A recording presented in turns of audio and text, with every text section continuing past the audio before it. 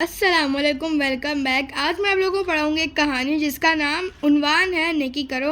So don't forget to like, share and subscribe to my channel. Let's get started. تو یہ جو ہے کہانی کا عنوان ہے میں نے خود لکھا ہے۔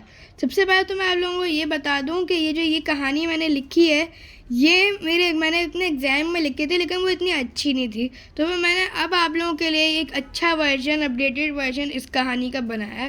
میری جو ٹیچر تھی انہوں نے بس مجھے یہ بلیک میں سے جو ایک پیراگراف لکھا ہے، یہ پیراگراف دیا تھا۔ اس کو مجھے کنٹینیو کر کے اس کہانی بھی لکھنی تھی، اور یہ جو عنوان ہے نیکی کرو یہ بھی میں نے خود لکھا ہے، اور آگے جب ہم پڑھ لیں گے کہانی تو آگے سبق بھی ہے وہ بھی میں نے خود ہی لکھا ہے۔ یہ والا پیراگراف ہے، یہ والا پیراگراف سے مجھے میرے ٹیچر نے دیا تھا۔ باقی یہ جو بھی میں نے لکھا ہے سب میں خود لکھا ہے۔ فالو کرنے سے پہلے، یہ کہانی میری فالو کرنے سے پہلے کسی بڑے یا سینئر سے ضرور چیک کروا لیجیے گا، کیونکہ ہو سکتا ہے مجھ سے کوئی مسٹیک ہو جائے۔ اور مجھے کامنٹس میں بتائیے گا کہ آپ کو کہانی کیسی لگی۔ اب ہم شروع کرتے ہیں۔ ایک رات زارا اپنے کمرے میں سو رہی تھی۔ بارش بھی زور و شور سے جاری تھی اور بجلی بھی چمک رہی تھی۔ ایسے میں اچانک، یہ مجھے مس نے دیا ہے، اب باقی کا میں نے لکھا۔ زارا کے گھر کے سامنے والے درخت پر بجلی آ گری۔ وہ اچانک سے اٹھی اور وہ اس ٹوٹے ہوئے درخت کو دیکھ کر افسوس کرنے لگی، کیونکہ یہ درخت اس کی پردادی نے اگایا تھا۔ جب اس نے پھر سے سونے کی کوشش کی تو اسے بجلی کی ڈر کی وجہ سے نیند نہیں آ رہی تھی۔ وہ اپنے والدین کے کمرے میں گئی تاکہ وہ ان کو حال بتا سکے۔ اس کی والدہ گہری نیند میں سو رہی تھی۔ زارا نے انہیں جگایا۔ زارا کو دیکھتے ہی اس کی امی نے اسے گلے لگایا۔ حال سننے کے بعد ماں نے مشورہ دیا کہ دادی کے گھر جایا جائے۔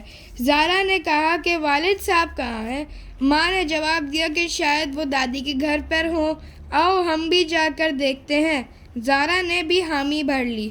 وہ دونوں چھتری لے کر دادی کے گھر روانہ ہو گئے۔ بارش ہو رہی تھی اس لیے چھتری لی۔ راستے میں انہیں ایک فقیر ملا۔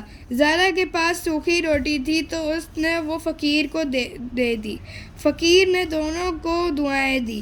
وہ پھر دادی کے گھر روانہ ہو گئے۔ ابھی آدھا سفر طے ہوا تھا کہ انہیں ایک کھویا ہوا بچہ ملا۔ جب انہوں نے بچے کو گھر تک چھوڑ دیا تو بچے کی ماں نے ان کا دل سے شکریہ ادا کیا۔ جب وہ دونوں دادی کے گھر پہنچے تو زارا کے والد بھی وہیں تھے۔ 2 دن ٹھہرنے کے بعد زارا اپنے والدین کے ساتھ گھر کو روانہ ہوئی۔ راستے میں اسے وہ کھویا ہوا بچہ ملا۔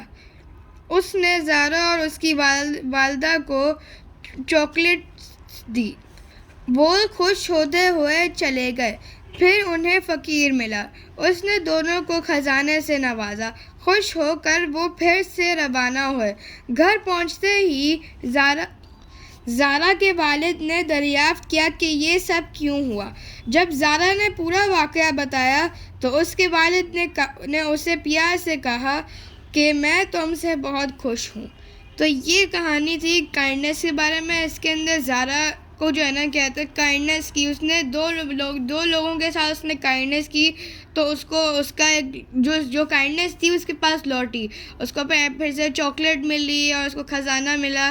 یہ سب کرنے سے ہمیں بھی نیکیاں کرنی چاہیے تاکہ ہمیں بھی قیامت کے دن یہ نیکیاں بہت کام کے آئیں گے۔ اگر ہم کسی کے ساتھ نیکی کرتے ہیں تو پھر ہمیں وہ نیکی ضرور لوٹے گی۔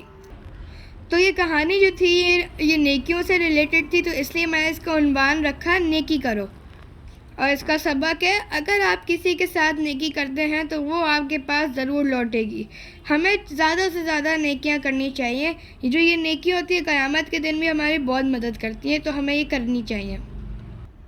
فالو کرنے سے پہلے میں آپ لوگوں کو ایک دفعہ پھر بات کلیئر کر دوں کہ آپ کسی بڑے یا سینئر سے ضرور چیک کروا لیجیے گا، کیونکہ مجھ سے بھی کوئی مسٹیک ہو سکتی ہے۔ تو اب آپ لوگ مجھے کامنٹ سیکشن میں ضرور بتائیے گا کہ آپ کو میری یہ کہانی کیسی لگی۔